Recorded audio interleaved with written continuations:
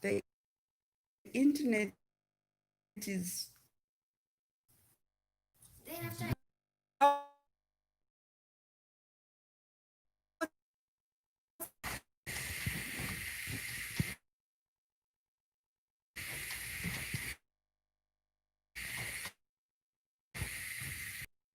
okay. So like I was saying,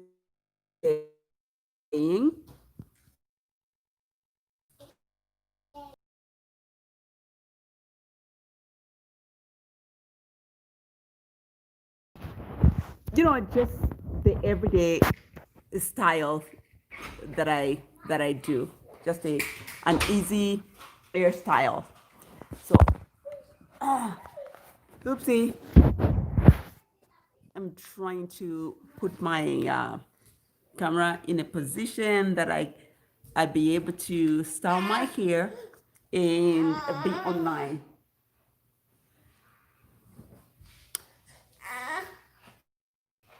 All right, there we go. So this is what I use for my hair. I use Mega Growth Perfective. So let me get it. Okay. Yes. So this is the product that I'm using today. It's Daily Living Strengthener. I just made avocado oil last night, and I'll be using some of that today. But first, this is what I'm going to use. Then I'm going to blow dry it so that it's tamed, because right now my mane is not tamed. So let's start. Do you?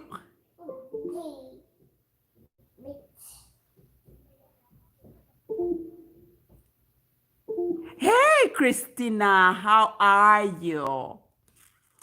Thank you for joining me. How's things going? The internet is sort of cutting in and out, but I will do the best I can. So I want to tell you a story. Yeah, so I want to tell you a story of how I lost $10,000. Yes.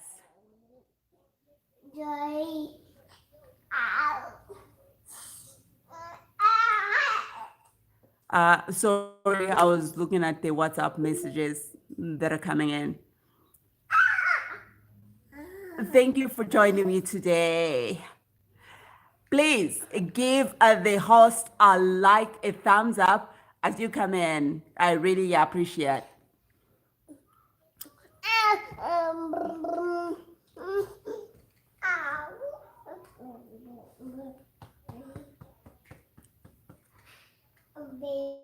How are you doing, Christina?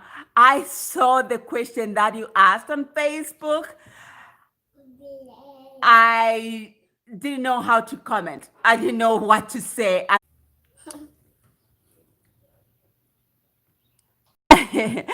So,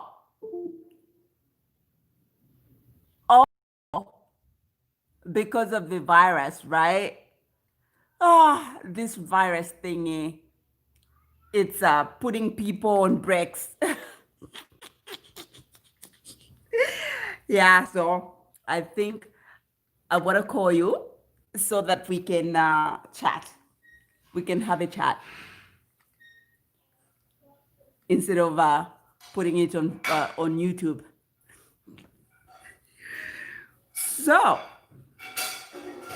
are you guys interested in hearing my story? It's quite a long story. So instead of making it into a video, because I was gonna do 2 or 3 parts, to this story. So I figured, perhaps just coming live and telling you guys a story, I think this would be better.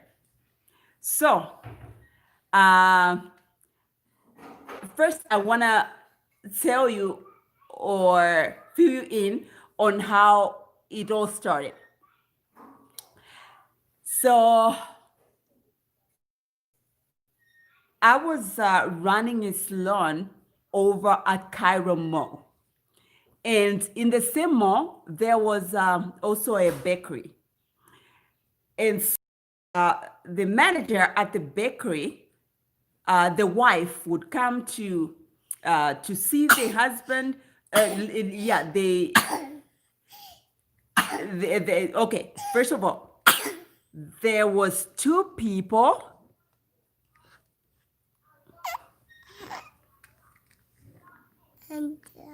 Oh, really? Yeah. So, anyways, uh, I'll call you. I'm interested in knowing how you know the story. So, so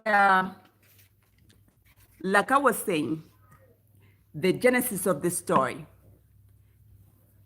At Cairo Mall, I was running a salon at Cairo Mall. In this same mall, there was a bakery. Oh, thank you, thank you. Oh, I did. Okay. Yeah, so how's your baby doing, by the way?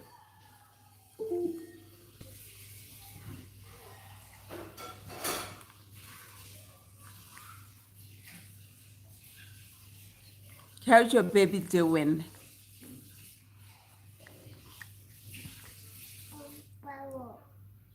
No, no. I smartened up. Girl, I did smarten up. Hey, Ivy, how are you today? Thank you for joining my live stream.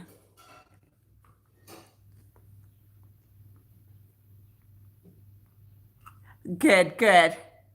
Christina, yeah, it's good to hear that your baby's doing well.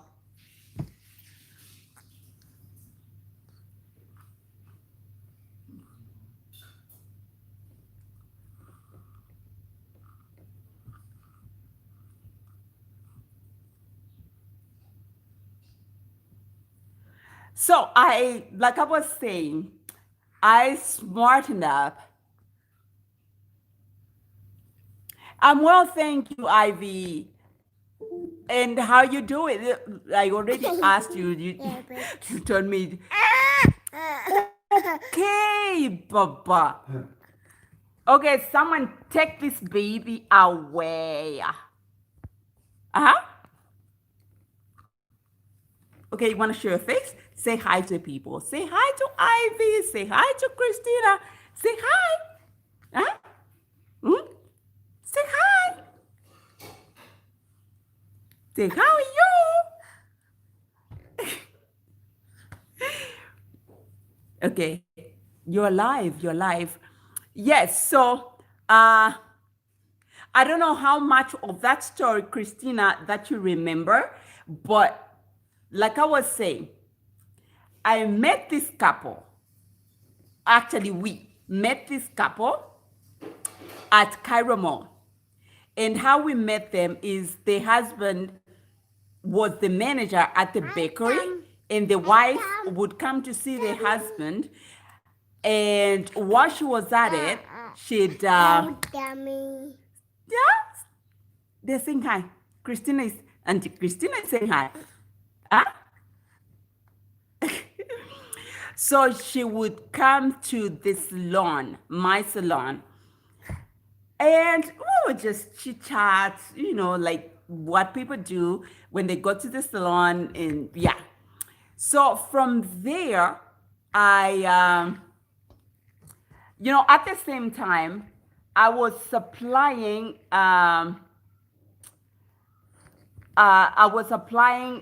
the pastry fat. And so I asked the same guy. Okay, and I am going to mention their names. First of all, the husband is Greek, and the wife is half and half, half Congolese, half a Greek. And half nasty. And James says half nasty. Yeah, they were nasty. So, anyways, I we kind of became friends, and from there, like we would visit each other, we would wine, we would we would wine and dine, would just the stuff that friends do.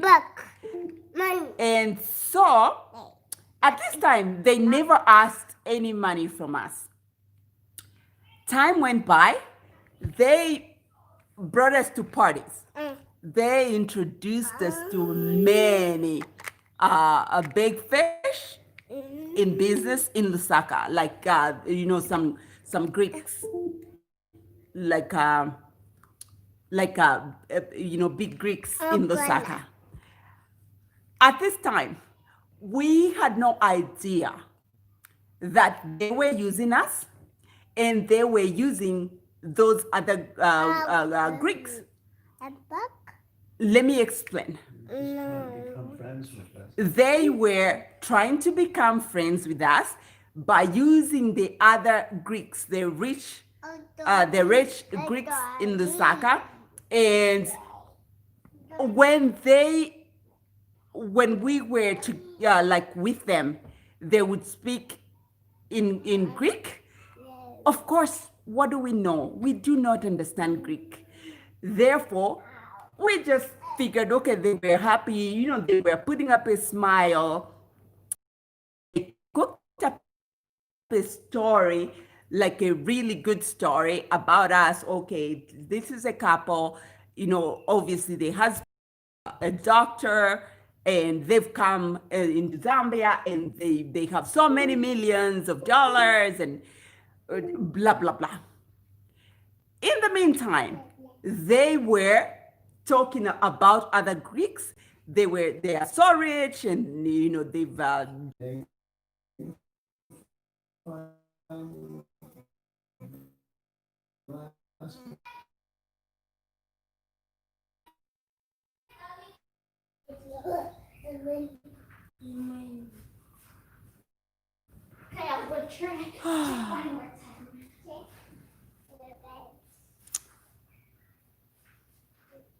okay, the internet is so uncooperative.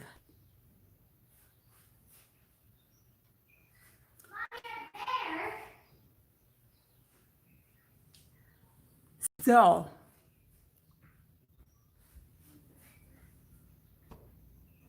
no, it's Christine, it's my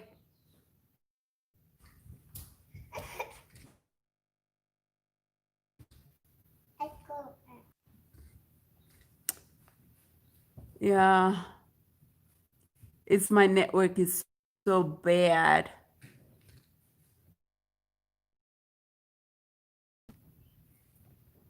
You can control the internet.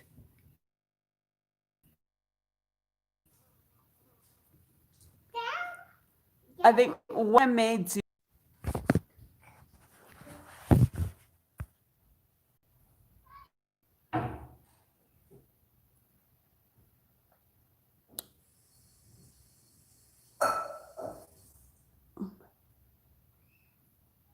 is it on? It is, but it's marginal. It's annoying.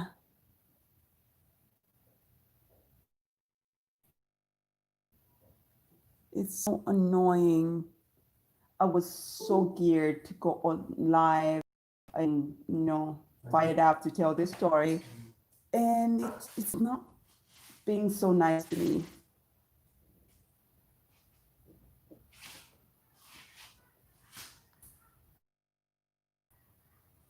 Hey guys, I'm just trying to see if this thing is going to hold up, because it just it just keeps cutting in and out.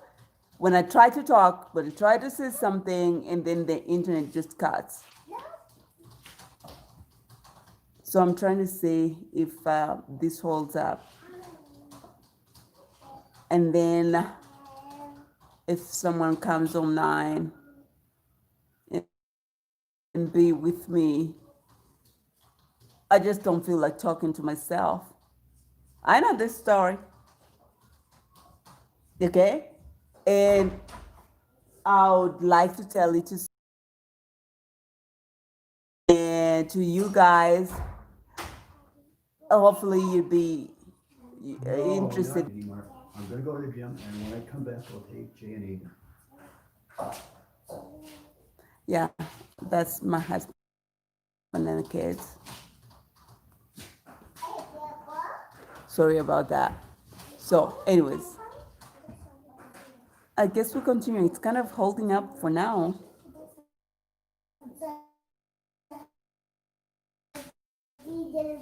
Did shampoo and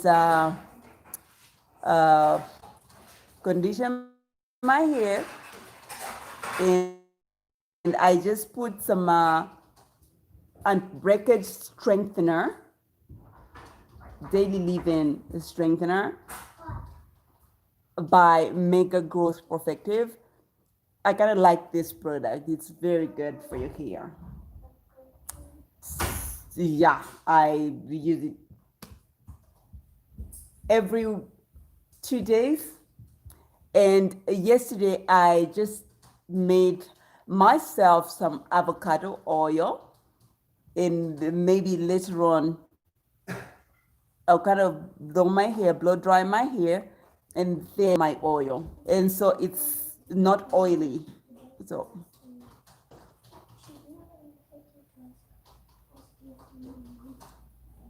yeah, there we go.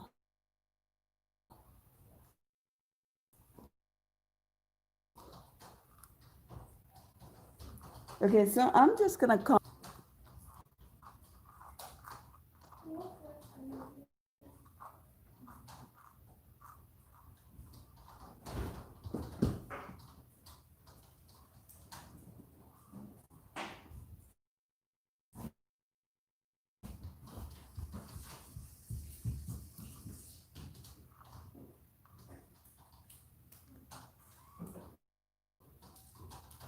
I think once I blow dry it, then I'll be able to kind of comment nicely. But anyways, I think the internet is holding up, so perhaps I can go ahead and tell the story. What would you like?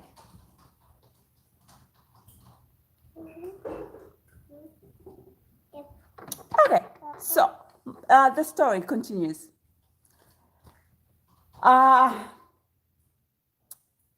You know what?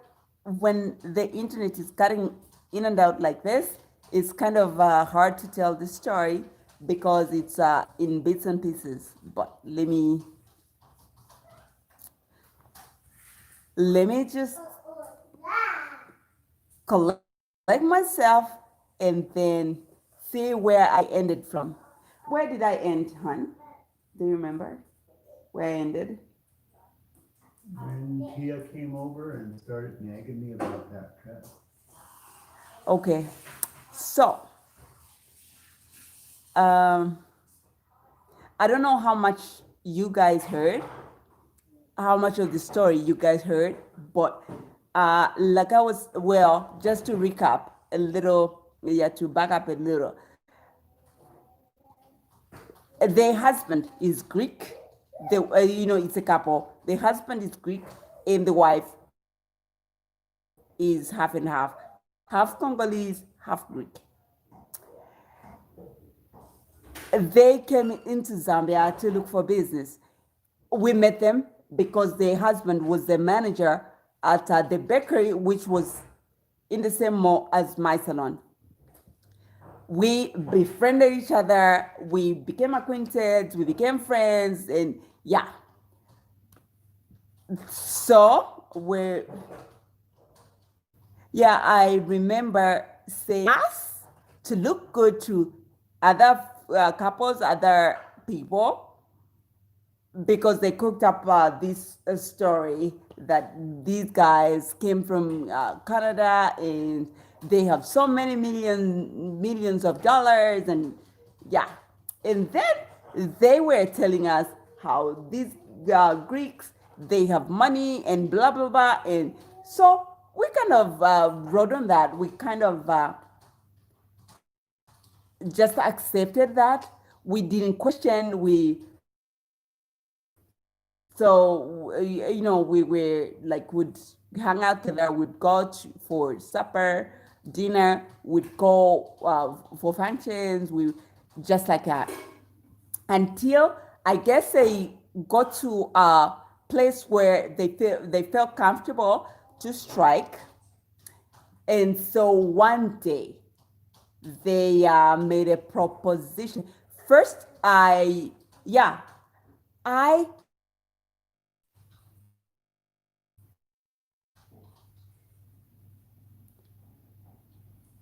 approached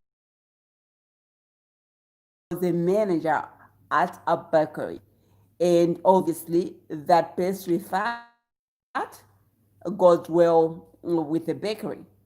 I approached him and I told him, what I was supplying, and I actually gave him the sample. He was happy about it.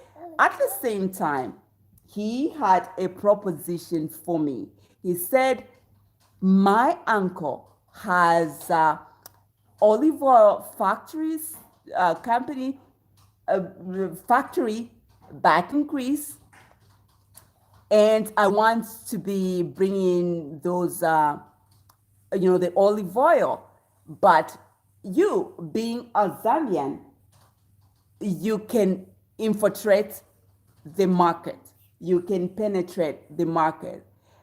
So just yeah, go ahead. You'll be getting a commission and all that kind of good stuff. To be honest, I was interested in that because I am interested in selling food. So I went and started looking for market. But anyways, that's a sidebar. So, but the friendship continued.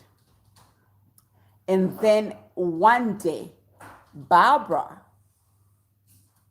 sometimes they call her Vavara because that's Barbara in Greek.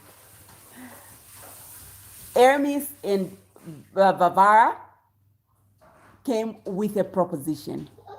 They said Barbara's dad, who was still living in Congo, has bought some copper that needs to be transported to Zambia.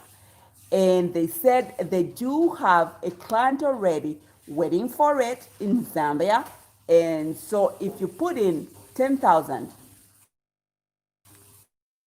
we'll pay you back as soon as the call be with with interest. Now, remember, I know you guys would think that I am stupid or something like that, but remember, these people came with a lot of stories, a lot of really good stories, such that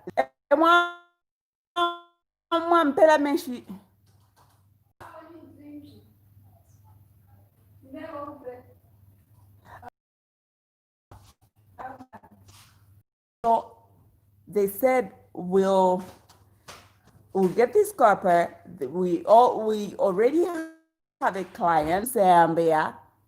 Hey, how are you, Zainab? Thank you for joining my live stream. So they said we'll pay you with interest. These are good friends of ours. We wine and dine together. And so really, we had no reason to suspect that they were going to scam us. So we went for it. We said, okay, we do have the $10,000, and they even said, just to make us comfortable, okay, they said, we want you to see where the money is going. Because this is Hermes and Barbara, they're saying that they do not have proper paperwork, immigration wise, as far as immigration is concerned. And so, yeah, so Chichi's just gonna brush my hair.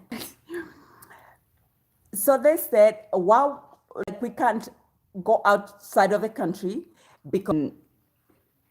So we believed them, and we were like, okay. We started off for Okay, let me just comb a this. ponytail.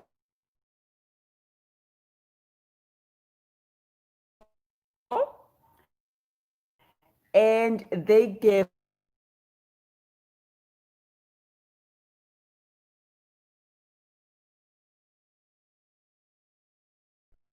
said that he didn't want to send it with was very, very bad.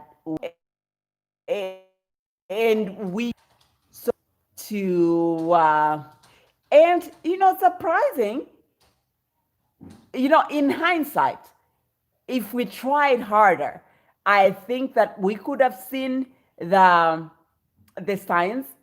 I think that the signs were all over the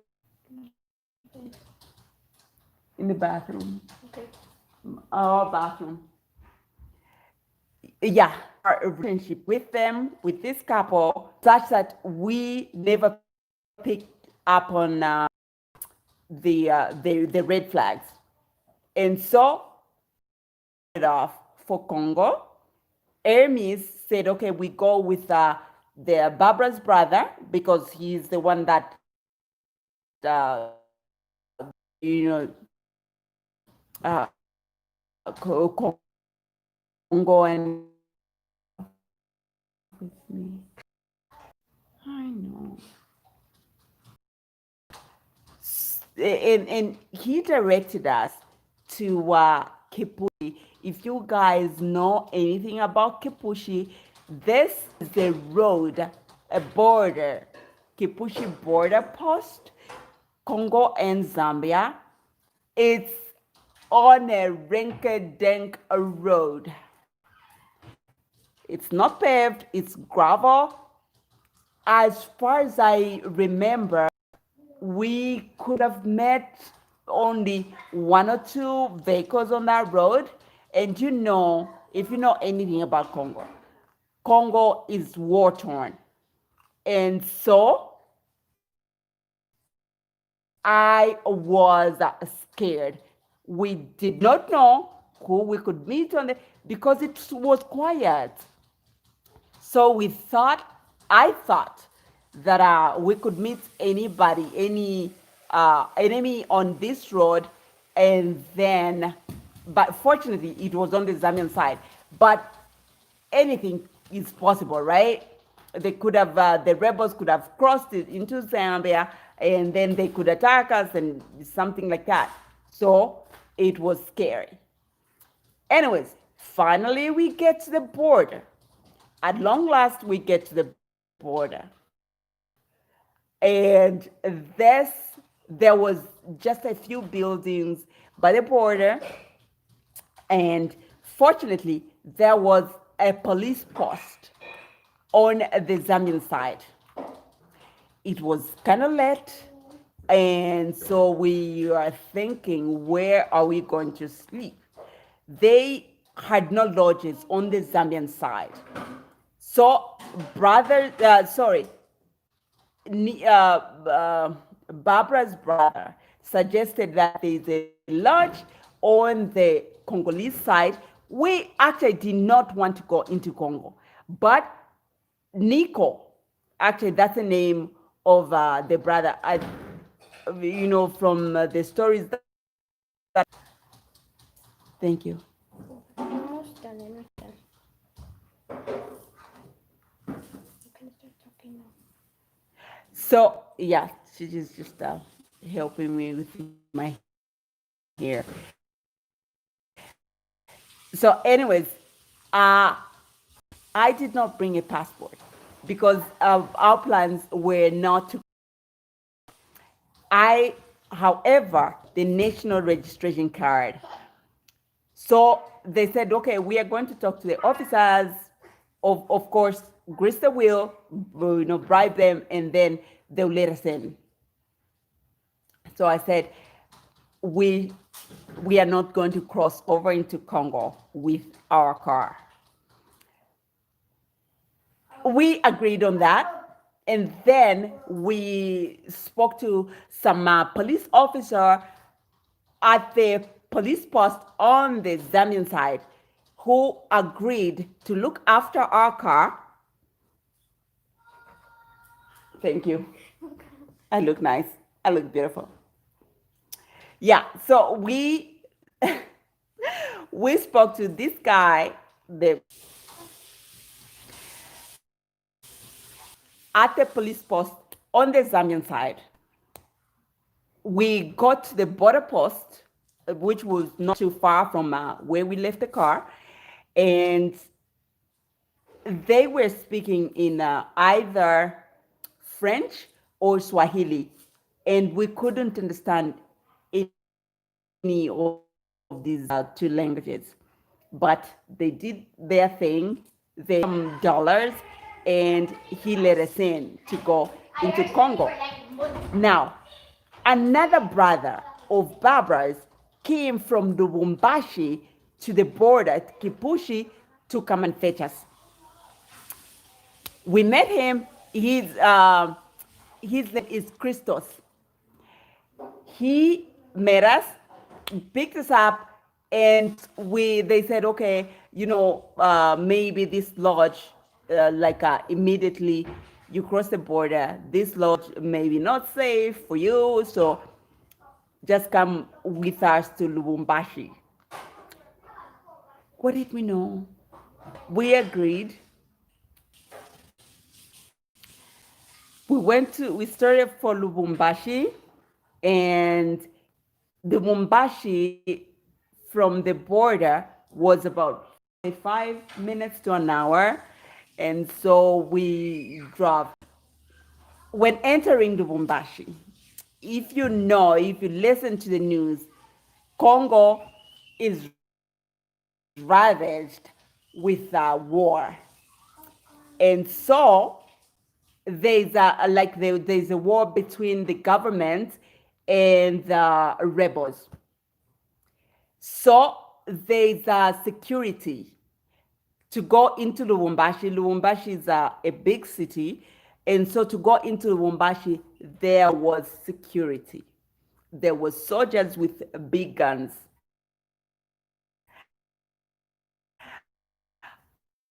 And in the car, and so the soldiers were like, where are you guys going? And of course, they speak French. I don't speak French. My husband don't speak French. So the communication was between Nico and Christos and the soldiers. So Christos was like, okay, let's just give them something to grease the wheel again. Look,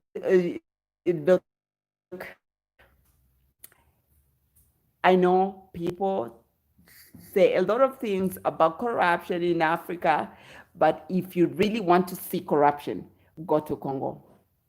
Then you will see corruption. Diaper for the so the boys give the soldiers thing, and okay, look, guys, I have never been that nervous in my life to come face to face with these soldiers, and it was Congolese with AK-47s. Congolese with AK-47s. Guys, that was scary. I could have peed my pants. Meanwhile, I didn't. I could my pants because it was so scary. But anyways, I couldn't wait for them just to accept the money that they were given so we can get going. They accepted the money and then we were on the way. And when we got to Lubumbashi, they set us up in this beautiful hotel. And this, I don't know if if this erased the fear or like the panic that we had, or well, it was a beautiful hotel. So they set us up in this hotel. It's a 5-star hotel, and we just saw a lot of like UN people. They stay in this hotel, diplomats. So I guess that gave us a degree of like okay, maybe this is not terribly bad. But so we were there, and then the next day, Christos and Nico, Barbara's brothers, came to the hotel in the morning as we were having breakfast. They also had some breakfast with us, and they said they wanted, like they wanted to get the money from us so that they can go ahead.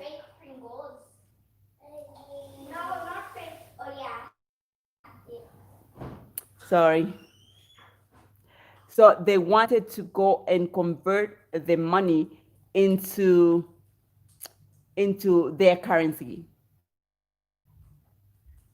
Yeah, maybe. Yeah, I think they use dollars. We had, okay, it's 10,000, but I had it in kwacha, my currency. So they wanted to go convert it into the Zambian, the currency that they used in the Congo. I gave them the money. This is where the things started going sour. They got the money and they went to go convert the money into the currency that they could use, and they disappeared. So we were in their hotel room for 2-3 days, and these boys were nowhere to be seen. We tried calling them on their phone was off. That was scary. However, we were in this beautiful hotel, and we kind of didn't know where around. We would watch TV with sort of like take a walk around the hotel, and we had a lot of sex because we had nothing much to do. So yeah. Anyways, then we kind of talked about it. We were like, okay, this smells fishy. And all we had was each other, me and my husband, James. And so we were like, okay, this smells fishy. We don't even know where we could get even if we wanted, where we could get the public transportation to go to the, like if we wanted to go to the border and grab our car so that we can go back into Zambia. So it dawned on me, there's a friend to my sister who had gone on for a mission, and they were in Congo. So right away, I contacted my sister who was here in Lusaka. I contacted her, and she gave me the number. And right away, I called the friend. I'm like, look, we're here in Lubumbashi, and this is what has happened. And can you come to this and such a hotel so we can tell you the story? And so she was nice enough, and she came over, and just to be really nice, she actually came over with a guy from the High Commission in the Zambian High Commission in Lubumbashi, that actually negotiates for Zambians who get into trouble when they are in Congo. And that was really nice. That was really, we related them, we related to them the story. We just want to get out of here. We have our car by the border, and so it would be very, very kind of you, if you actually took us there. And so they were very, very nice, very kind. They took us back to the border. We got to the border, and it was ugly because we got out of the car, happy to see a familiar face. The guy that had actually gotten the documents from us, my NRC, in my husband's passport. So they yeah, we found him, and we're like, oh yeah, this is good. Hey, really. And we greeted him. We explained to him what we wanted. We want to go home, and we just want to get our documents so we can be on our way.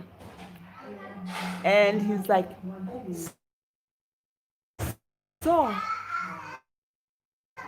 you got into Congo without documents, without visas. That's you'll be paying $5,000,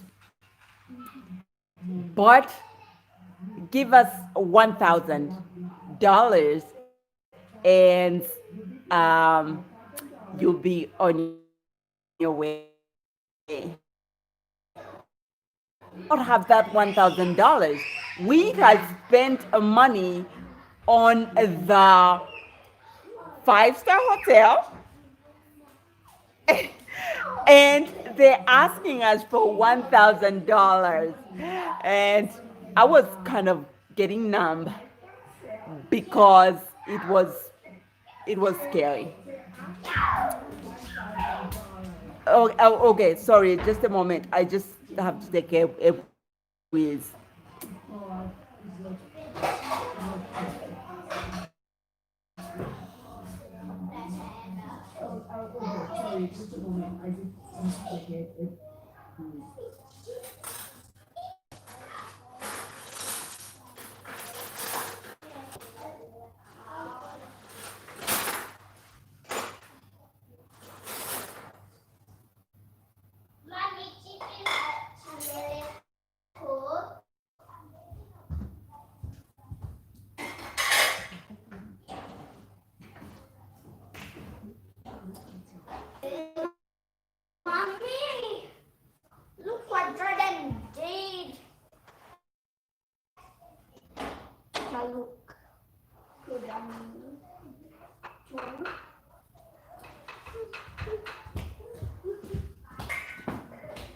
what chicken did.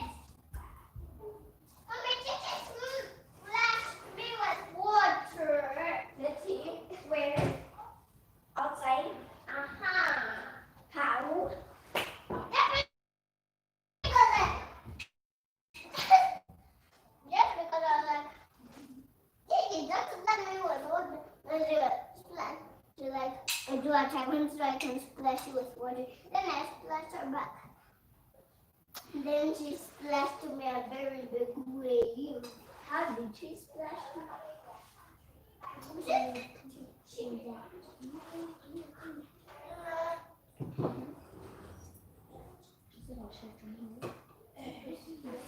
you got a very big wave of water in her hands. Then she was like, boom! Then it hit me. Now, like, oh, God.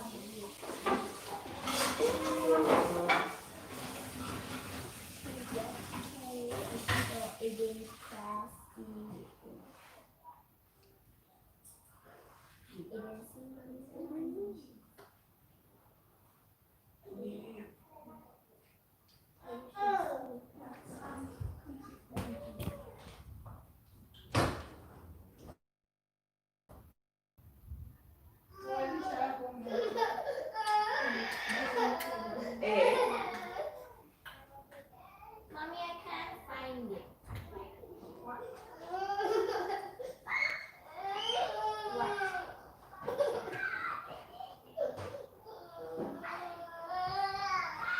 Hello, Pony Pony.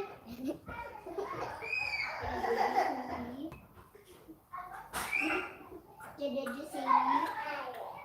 Tashuita what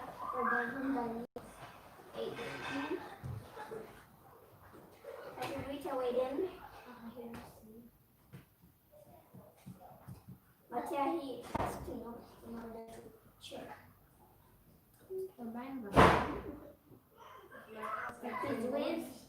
His ways. Oh, box of his ways. Yeah, by him. So mommy dropped it. But you have to put this. Oh. I can see that. Get up.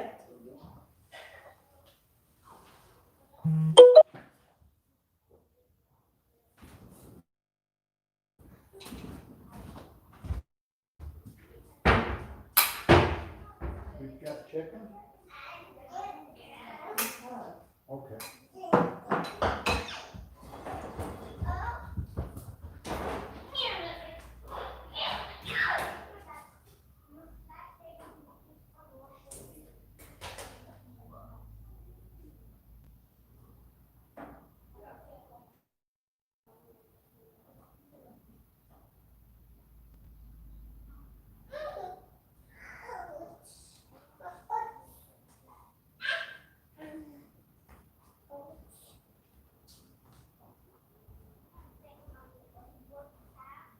So whoever spilled this water, before, they're going to be in trouble.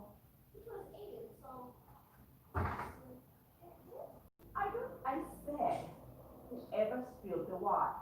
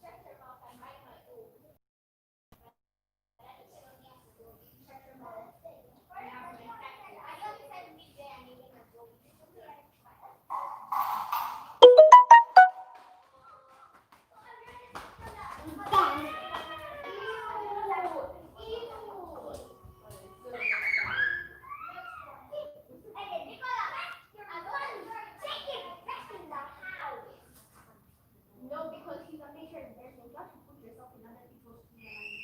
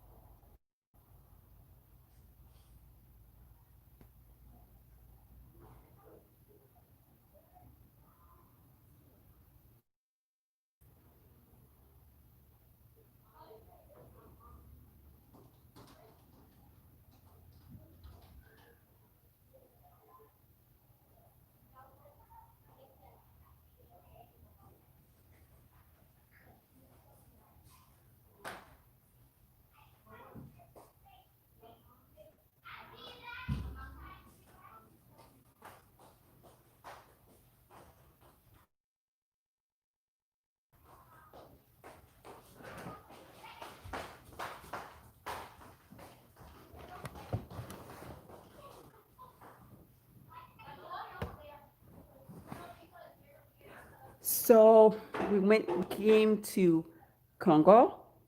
Sorry, we came to the border with these people that work for, like in foreign mission for the Zambian High Commission.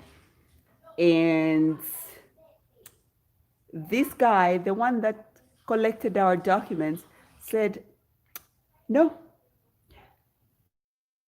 you crossed into Congo without visas, therefore we are arresting you for doing that. And first at first I thought that he was just joking, and then before we know it, he became serious, and so he really wanted to give us grief. And these guys, Swahili or French was a little bit not very good. So he called someone else that negotiates on behalf of Zambians, but with the Swahili that was kind of fluent.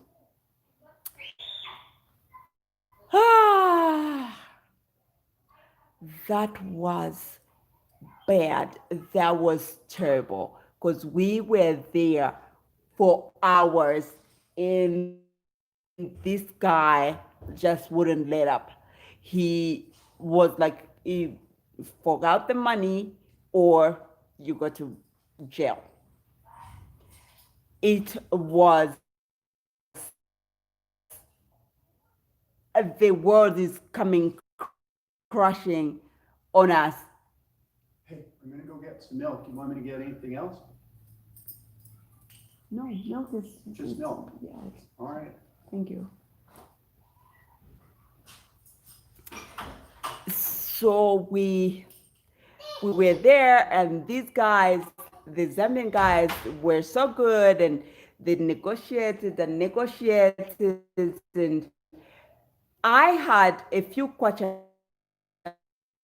in my wallet. Actually, I was planning, once we cross over the border, then we could, just get something or whatever. But we were like, okay, this guy is not going to let us go without paying him. So what I did is I actually took out my whole wallet. I was like, this is the only money I have. Even if you take us to the police, we won't have the money that you're asking us to pay. We won't have it. So just take this money, give us the documents, and let us go. Finally, I actually talked to one of the people that were negotiating for us, and I told them, look, if you have a few $100s, you could borrow me, and when I get to home, I will refund you. Either I send you the money or I give to your relatives back, in Zambia. They were nice enough, and but at that time, they only had $150. So they borrowed us that money, and we paid the guy. And since he saw the money, he couldn't turn it down. And so he was like, okay, just give me the money. Here's your documents and be on your way. And this is what happened. We crossed over the border. We didn't look behind. After he gave us the documents, we crossed the border without looking behind, got into the truck, into our car, into our truck, and we were on our way. And we drove and drove. Finally, we did get to Solwezi, and we felt just this feeling, you're like, but we felt kind of satisfaction that on the, we are on the Zambian soil, and that kind of lifted up.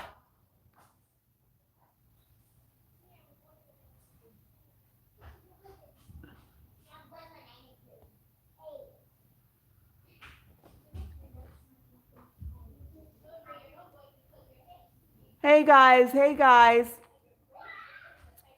Yeah, we just felt this, heavy load off of our shoulders.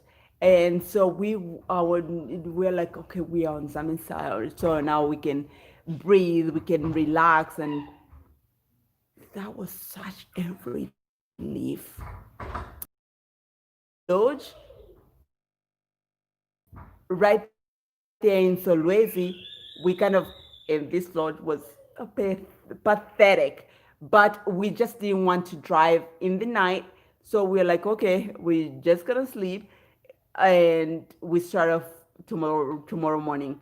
And that's what we did. We spent the night there, and we started off for Lusaka in the morning. Yeah, that was an ordeal. But anyways, it's I'm glad that it's all behind us, and so we drove all the way from Solwezi into Lusaka, and then surprise, surprise, who calls me? Hermes, the Greek guy, calls me and says, "Where are you?" I say, "We are at the hotel." And he says, no, you're not, because uh, uh, they said that you checked out. So I'm like, okay, how does he know? So he was communicating with the boys. So I have no doubt that he was in cahoot with the boys. This money that was stolen, it was all cooked up by Hermes, and so there's a few possibilities. When I look back, I think that if the copper was really there, I think it was stolen, and they wanted to set us up to drive behind this truck load of copper, and meaning that if it was really stolen and it got arrested, then they would point fingers at us. These are the owners of copper, and it would be us in jail.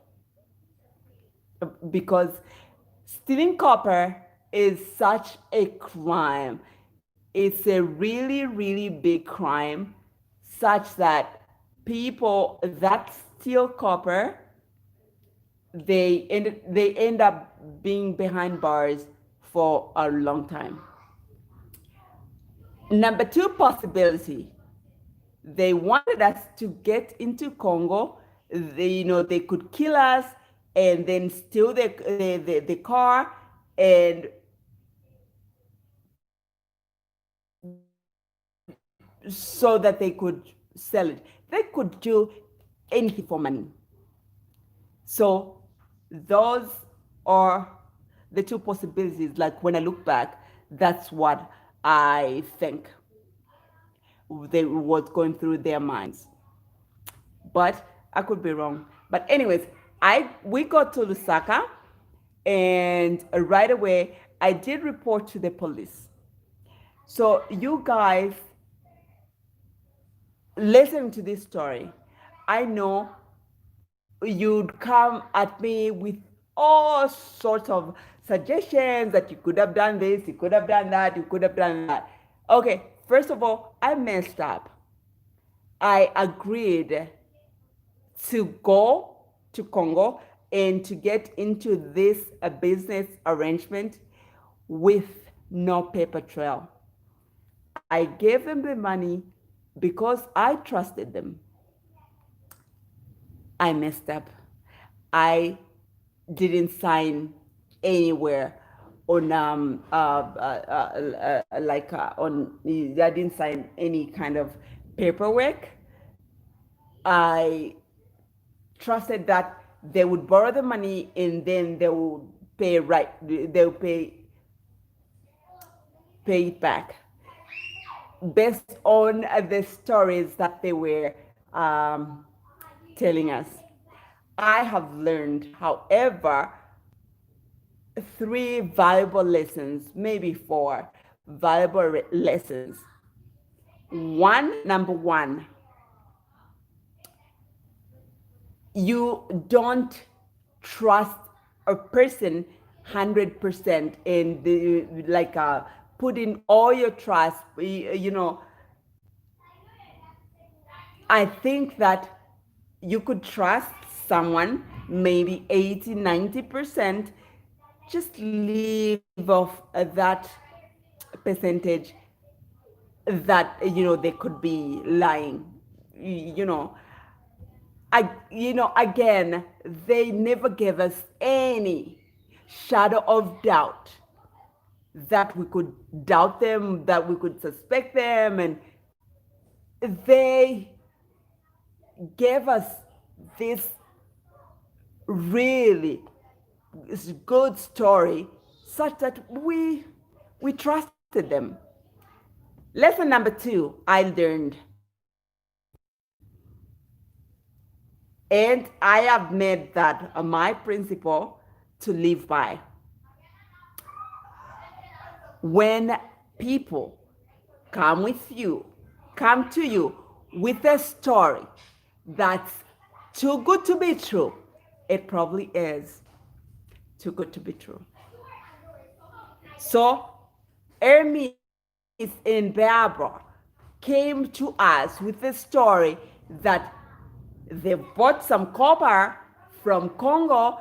They just needed this $10,000 for transportation, and they do have a client who's wanting to buy this copper. We did not ask why that client is not putting in the money, lending you the money because you are going to bring something that he's interested in. And we just dove in like blind chickens. We dove in, and of course, we ended up being burned. Number 3 lesson: do not judge a book by its cover. I have learned that a hard way. It's maybe the book looks so good, yeah, but well, the cover of the book looks so good. Don't judge the book by the cover, because you could find some really crappy material inside. So that's another lesson that I've learned. Number 4, you see, like here we are. I have learned that the law enforcement is not there to protect you. You may be a victim all you want, but if you are not unfortunately, we live in a society where a victim suffers and the criminal walks. That's just all there is to it. And I have learned that a hard way, because if you ask me, what a law enforcement department haven't I been to? And usually it just comes out negative. It's like nobody's willing to have big, and that's another story for another day. Okay, if I started telling you the story where I have been, I think I could talk for the whole day, and I am getting hungry here. So those are the few lessons that I have learned from this experience. It's a bad experience. First of all, it's a really, really bad experience. I think humans are rotten. Humans are just rotten to the core. They have no mercy. If they want something from you, they will do anything at all costs, just so they could get that one thing that they want from you. Now, after all, everything that happened with this couple, I thought that they would disappear out of my life forever. But no, they did show up again in my life. I didn't even ask for it, but that's the story for another day. So look out for part 2 of this story. And this time, it wasn't $10 that was involved. This time, believe it or not, it was $40,000 that was involved. So look out for another story. Let me go grab some lunch and we'll see you.